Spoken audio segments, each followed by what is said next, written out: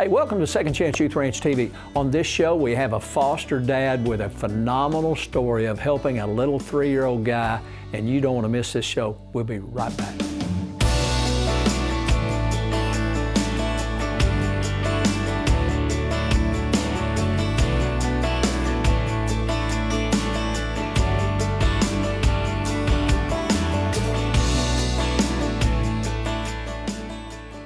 Hey, welcome to Second Chance Youth Ranch TV. I'm your host, Perry Black, and on this show we have a very special guest with a great opportunity for you to learn more about fostering, mentoring, and adopting, and how you can be involved, and that's what this show is all about. Steve, welcome to Second Chance Youth Ranch TV.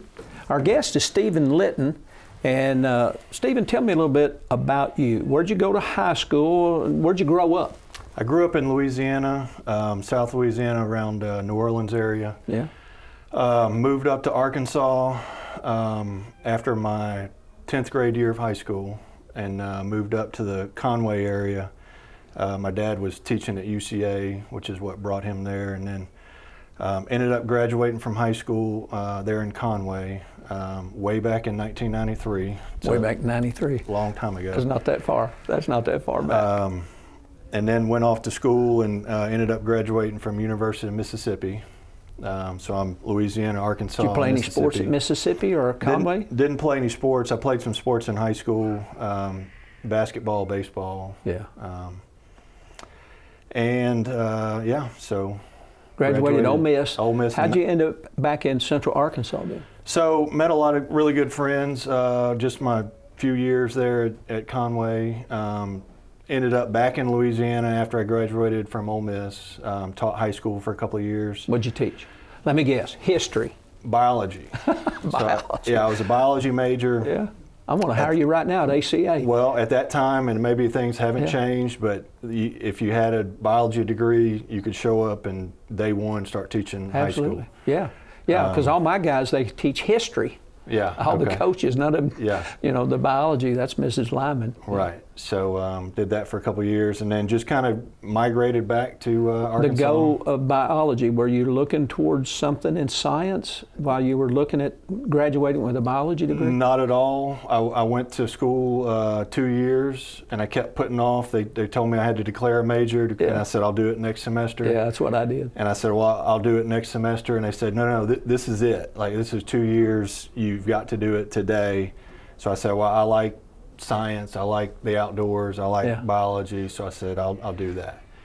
I didn't know I was basically going into pre-med. There was easier things out there. I was in the room with few. They're like, "Where are you going to med school?" I go, "Med school. I'm just getting a science degree, biology degree." So anyway, it was a difficult degree, but I enjoyed it. Learned a lot. And you actually taught high school for a couple of years? Taught high school for a couple of years in Louisiana. Biology as well as pretty much any science that. They needed electives or what. Let me ask you a loaded question then. You taught high school back in, 20 years ago. Would have been close to 2000, 1999. Just your social observation, what changes have you noticed in young adults, high school students from 20 years ago to now? Have you staying in tune with our society? You seeing much difference psychologically, their engagement in our society or whatever? Tough to say. I mean, I guess it was kind of limited a couple of years, and if I got back in the classroom, maybe I could see a difference, or be able to judge that a little bit better. I'd have to think about that for a little bit. I mean, things have changed, obviously, with technology and cell phones, and that wasn't even an issue at that time. I think it was Coach Lou Holtz that said back in the day, former Razorback coach and Notre Dame coach, athletics was about the team, and now it's evolved to athletics is about the player. Correct. It's about me. Right. So that's kind of symptomatic in a lot of ways of our society in general. Right. So you're married? I am married. Got any idea when you got married? I'm not going to give you specifics on that. I know when I'm supposed to get the gifts and card and flowers for the anniversary, December 18th. And the trade-off on that, I'm going to go ahead and out my wife. So the reason I'm okay with saying this on camera, that I can't tell you the exact number of years on cue. Because she's not here to correct you. She's not here to correct me. However, it was either the first anniversary we got married or the second. She forgot the anniversary. Uh-oh. December 18th. And it came and went, and she didn't realize it. She's focused on Christmas probably. Correct. Yeah. So from then forward, I have plenty of credibility built up to where I'm using some of it right now. You got your stuff in your love bank, and you're That's making right. your withdrawal right That's now. right. So you've been married a while. 15, 16. Yeah, 15, 16 years. Could be 18. How many kids you got? We have 2 kids. Elijah, he's 12, and Hannah is 14. So is that 8th and 7th or 8th and 6th? 8th and 6th. Yeah. Where do they go to school? Right here at ACA. I didn't realize at the time when I saw that you were on the agenda, I didn't realize. I just brought this because I was going to wear it during a show, and as soon as I saw you, I went, well, heck, I'm going to go ahead and put my ACA shirt on. Yeah, they've been here, both of them, since kindergarten. Since K-5? Yep, K-5. Well, my 5th grandchild's graduating this May at ACA with 60 college hours, and all of my grandchildren are graduating now this year, and they've all been here since. They actually started around 3 and a half, 4 years old in the preschool. Mm-hmm. All of them went here. Most of them got 60 college degree hours, had their associate's degree when they graduated high school. So it's awesome to have your kids here all this time. And I just, at a men's fellowship, I walked over to one of our young men that graduated 2 years ago. I actually got a little teary-eyed, so I try not to say too much, but I said, I'm so proud of you and your brothers. I've known them since they came to the school, little bitty, and now all 3 of them are bigger than me, which is not saying a whole lot. But just to be a part of watching them grow and blossom and make these life choices, some good, some not so good, and learn accountability, et cetera. Mm-hmm. So, but you guys are involved in fostering, and we only have about a minute left, but how did you find out, how did you get introduced to fostering? We, I guess through Second Chance Ranch, probably the first banquet we went to. 4 years ago? It was More than actually that? in Little Rock. Oh, I think gosh, the last all the way one, down. last one in Little Rock. Yeah. And so since the kids go to the school, we rub shoulders with people maybe involved or fostering. Yeah. We go to church at Agape Church there in Little Rock. There's some crossover between here and there, and people know each other. And there's several people we know that foster there as well. All right, we're going to leave it hanging right there. We're going to come back about Agape Church, fostering, mentoring, and adoption, and we'll be right back right after this brief break. Hi there, I'm here to tell you everything you need to know about Arkansas Christian Academy. Are you ready? Okay, let's go. Our name is Arkansas Christian Academy, but most of us just say ACA around here. Our mascot is this guy. Go Knights! Founded in 2001, ACA has grown from only a few classes to having classes in pre-K all the way through 12th grade.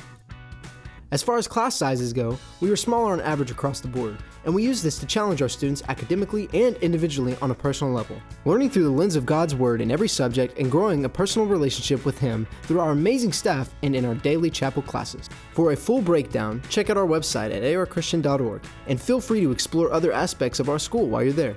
Now, let's go outside. Our still growing campus sits right off I-30 and is protected by gates and doors with magnetic locks, only accessible by faculty and staff. We also have these guys here every day. But seriously though, safety is a priority here at ACA, as we want to ensure not only a quality education, but an environment where learning can flourish without fear or other outside distractions. Now, let's move on to the fun stuff. Here's a shot of our football field, a playground, some kids, another playground, our main gym, a football field again, and this is our brand new middle school. What else? What about extracurricular activities? That's right, here at ACA, we offer all different kinds of sports, but that's just the beginning. We have a broadcasting class, spoiler alert, it's really cool, a music and worship program, theater, and a thriving art program complete with a very active yearbook committee. Wow. There you have it. Schedule a tour today and find out what all the buzz is about at Arkansas Christian Academy. Hey, welcome back to Second Chance Youth Ranch TV. If you're just joining us, where have you been? Our guest on this program is Stephen Litton. And Stephen is a member of Agape Church. He also has 2 children at Arkansas Christian Academy, and he is a foster dad along with his wife, Amy. So, Stephen, in the last segment, we kind of ended kind of abruptly.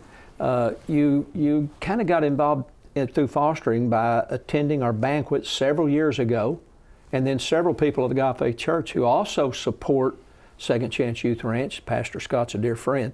And through Chad Strike, our clinical director, and some of the other foster parents, you got introduced to fostering. And so how long have you been fostering now?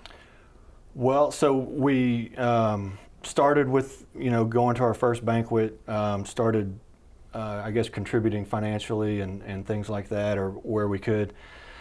And then the next step we took, we started doing the respite care. And for the audience, respite care is when maybe a house parent needs a night off, right, or just an evening to go out to eat, kind of be together as a couple. Right. The respites will step up, have kids over to their house, or step into one of our houses. Exactly. Yeah. So whenever the full-time foster parent needs a break, we generally would do it for like a weekend, a couple of days. Friday night, Saturday night, pass them back off after church. Exactly. So we were, kind of dipping our toes in the water for, that might have went on for 2 years or so, and kept talking about maybe getting into full-time fostering, but maybe couldn't find the right time or the right situation, or still discussing it. What was your hesitancy? Because that's what everybody has. It's like, how do you do this, and what's it like? So probably I would liken it to when me and my wife got married and we're talking about having kids. And there was never, it was always, well, let me get this done, we'll get that done, and get this organized. And the old round to it. Yeah, so there's never a perfect time to do that. You'll just do it, figure it out, and and move on. So I think that was. Well, you had 2 children, right? And back then they'd have been about 8 and 10ish. Yeah. So how were you processing fostering and having 2 kids of your own? Yeah. Just kind of working through all that. Working through it. And maybe using that as a little bit of an excuse, which I'm not saying it's a bad excuse. I'm just saying maybe we were putting it off for let the kids get a little bit older, something like that. But anyway, so then this situation, so we've become full-time foster parents 5 months now. Yeah. Since last October, and that situation just kind of presented itself. It was sort of put right in front of us, and we had. My wife works at Children's Hospital. And what does she do there? She's a respiratory therapist. Okay. So she's in the medical field. Medical field, and this particular foster situation had respiratory needs, as well as a few other things that she was familiar with. So her background really kind of opened that door. Brought it to us because of her expertise with this particular foster kid's needs, and once it was brought to us, and being that he was, I guess, medically fragile, you would call it, there's not a whole lot of options, and he was getting ready to go to just a long-term care facility, and that wasn't okay with us. Yeah, and this particular child, he's just 3 years old, so he's just a little fella that really needs somebody like your wife and you that really understand part of what he's dealing with physically. Right, right. And so we were, as well as you could be, equipped to deal with that, and it was brought to us, and we had a choice to either turn him down or take him in, and it was, not much hesitancy. All right, so you have 2 children. Tell me how old they are again. 12. My son's 12, my daughter's 14. And so for the last several months, y'all have had a really sweet little fella in your care. How's that impacted them, and how are they interacting with having a new little brother? So it was, I was concerned with that. I didn't know which way they'd go, if maybe they thought mom and dad weren't giving them enough attention, or I've got to do this and he's getting in, or getting in the way, or but they have reacted to it very well. He needs a lot of care. They enjoy helping with that process, be it just getting this or that, or getting him set up.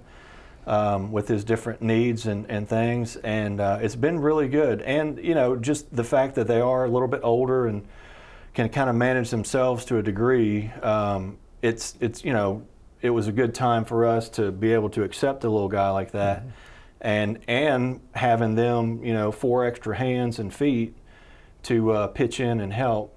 But and they have reacted well in the sense of, it's hard to put maybe into words, but you can just see the care that they take with him. The empathy? Empathy, and taking him under his wing as if he was part of the family, and, you know, not letting people maybe be rude to him or something like that.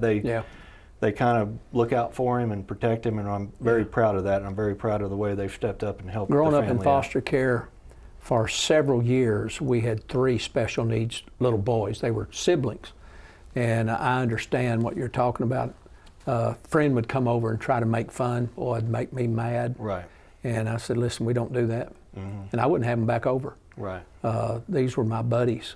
And I really thought that's what I would do for the rest of my life. I went to Jonesboro to become a social worker, to work with special needs children. So my heart really goes out for what you guys are doing. Right. And that's going to impact that little guy's life, Yeah. and your family and your children's life forever. Right. It's going to be powerful. So we've got about a minute left here in this segment. But what allows you to have time to deal with the little guy and be a dad and to be a husband? What do you do professionally? So I'm involved in, I own and / manage rental property. It's not exactly a 9 to 5. It could be a 24-hour-a-day deal.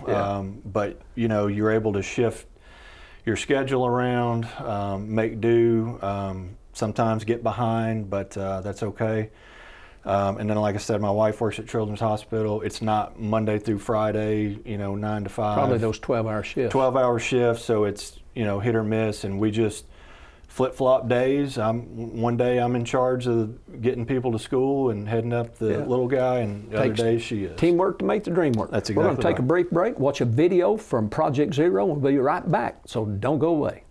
Okay, y'all stay right here. Please go to that. Facing that way. Act like you love each other. I know you do.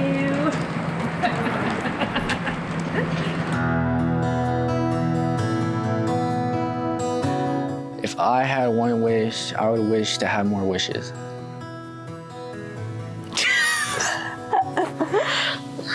Good answer. My name is Seth, I'm 15. My name is Ethan and I am 14. I like to play games, play soccer, and hang out with my friends.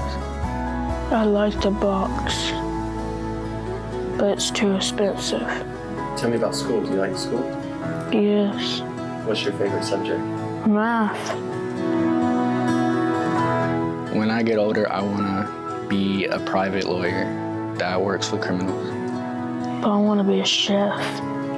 I would make the world's best pizza and a cake. The world's best cake. It'll be huge like that. And if I had $1 million,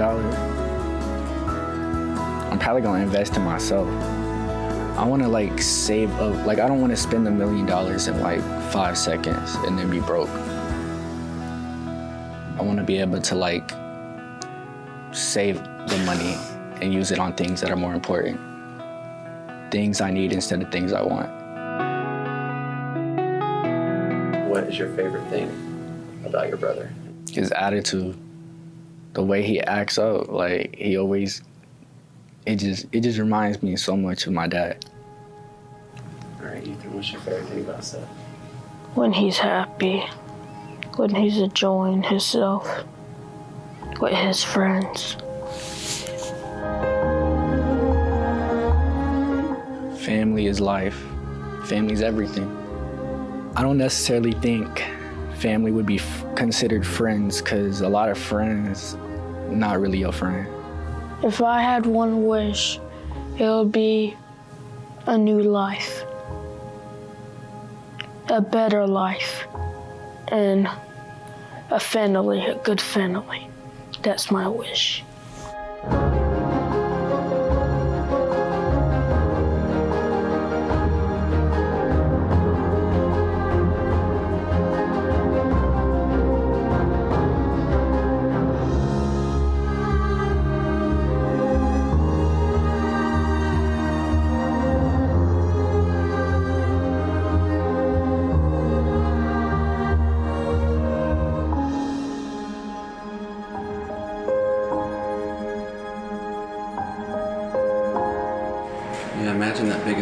biggest pizza? Can you tell your brother a joke and make him laugh? Hey brother, you want a chicken leg? It worked on me. Tell him a joke. Hey, welcome back to Second Chance Youth Ranch TV. Those Project Zero videos are so powerful as you get to actually see a child or children that are actually praying and believing God for somebody just like you, just like Stephen and his wife Amy and their family, that just open up your hearts and open up your home, maybe just to be a respite, to step up and give a house parent or a foster parent maybe an evening or a weekend off, or maybe bring a child into your house, or contact us. We'll give you 2 or 3 children. But the thing that we will do as a placement agency is Billy and Rachel and Liz Rosso. What they'll do is they'll train you, they'll equip you, they'll put you through the process. We'll do in a matter of weeks what normally would take months. But if a child is placed in your home, we won't just give you a child and leave you out there in the wind to wing it on your own. We'll come alongside you. Our clinical director and our staff, they'll actually provide the assistance and the care. They'll visit you in your home. They'll come and do interventions. They'll do whatever they need to do to make you successful as a foster parent. Stephen, the thing that we hear from people all the time, though, is, golly, if I foster, I'm going to give my heart away, and then if the child then moves on to go back with their home or gets adopted, what about me? What we tell everybody? Those children, this little boy that you've got, they deserve a family. They deserve to be loved. They deserve to be cared for. And if that leaves a little empty spot in us and a few tears, which it will, it's worth it. Right.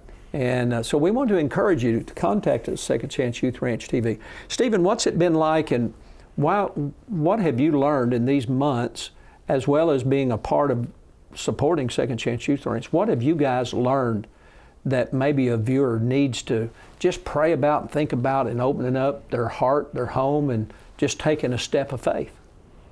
I guess I would say just the impact maybe that you can make. Maybe you don't think you're equipped or wouldn't be able to help in a situation. I would say that just the need is great. Yeah, it is great. And maybe you do know that the need's great. You've heard the numbers or seen the statistics. But the individual impact that you can make with receiving a foster kid into your home, and some of the our guys young enough to where we're doing doctor's visits and seeing things like growth charts, and you can actually see measurable data on his growth and development, success, and what we've been able to help him with.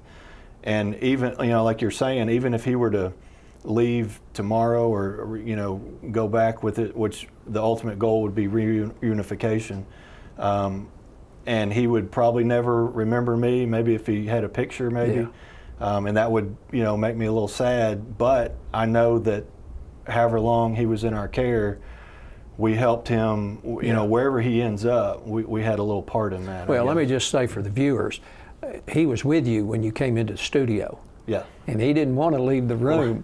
He wanted to stay here with his daddy. Right. And he was latched onto you. He's my little buddy for sure. And I met him back at our banquet. I don't know, was that October, November? Yeah, October. Saw y'all in the foyer. And precious little guy, and to get to see him again today.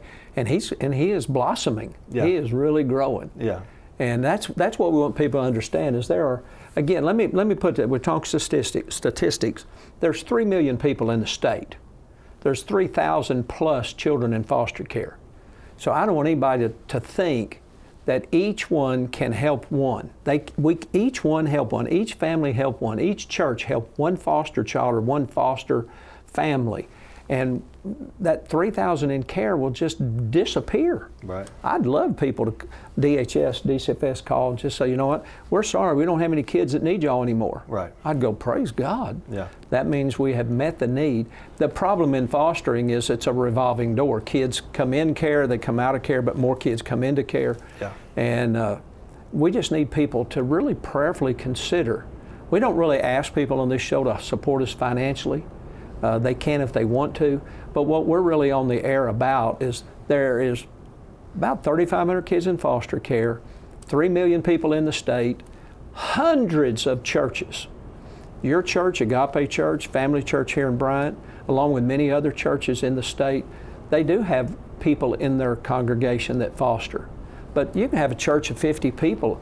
If those 50 people would get together and one family just bring in one sibling group or one child, we could literally, in a matter of weeks, resolve the crisis in foster care. Second Chance Youth Ranch, our staff is here to train and help and stay with you. With your little guy, did you get him through our placement agency or directly from DCFS? So my wife came in contact with him while she was working at the hospital. So that was kind of what brought it to our... So since y'all took that avenue, do y'all work with Chad Strike, our clinical director, who you go to church with? Do you all work with our clinical staff? Yes. So well? we're under the umbrella of Second Chance Ranch. Which, by the way, has been very helpful. And I would say that as encouragement, if somebody's looking to adopt, to get with a program like that, that's a good one. And there's been a ton of support. And I mean, even, presents for the kids and just phone calls we can make to bounce things off of. So. Yeah, it's really important. And occasionally, I don't know if y'all have done this long enough to do this yet, but occasionally all of our foster parents will get together, or just our foster dads get together, or the foster moms get together, and just encourage one another, pray for one another, and do those kind of things. And then the kids get to all play together. Right. And then the kids of the foster parents get to meet other kids who are in care or that are the kids of the foster parents. So it's a real nice thing that we're doing. As a matter of fact, I'm supposed to go look at a building this week. It's raining right now, but I'm supposed to go look at a building this week that might be a place that we have been believing God for, that has a recreational center. It has a place for us to gather for training, and I'm supposed to go look at that here next couple of days. And that's what we're trying to create, this environment where we're all working together to make a difference in the lives of kids in foster care and impacting lives just like you. Thanks for watching Second Chance Youth Ranch. God bless you. We'll see you next week right here at Second Chance Youth Ranch TV. Bye-bye.